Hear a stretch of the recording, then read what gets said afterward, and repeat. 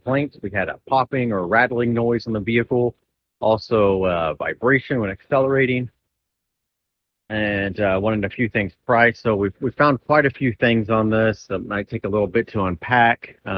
We did go through the list and see all the work that's been done.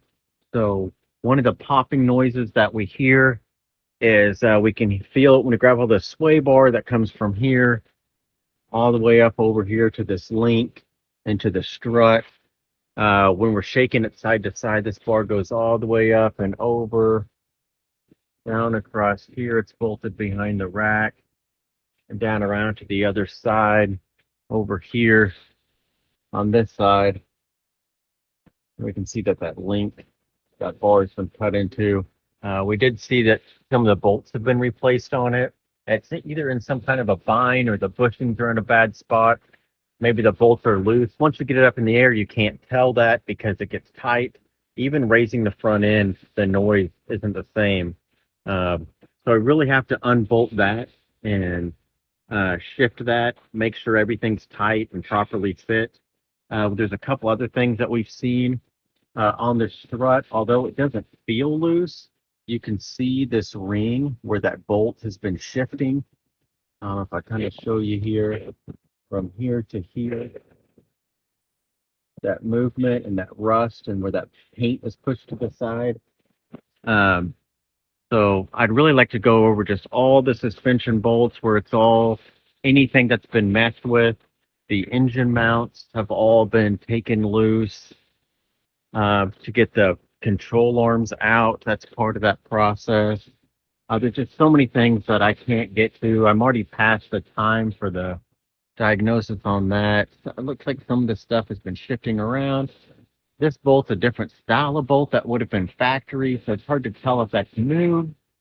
But when I price that, looking at the tires, you can see these edges, how they're staved up, and there's kind of a lip.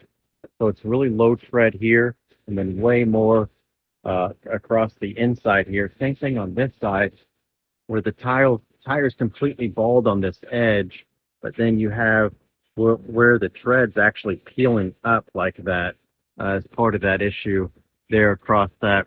That's definitely out of alignment. I can visually see that the vehicle is very far out of alignment, and I'll show you that when it's on the ground.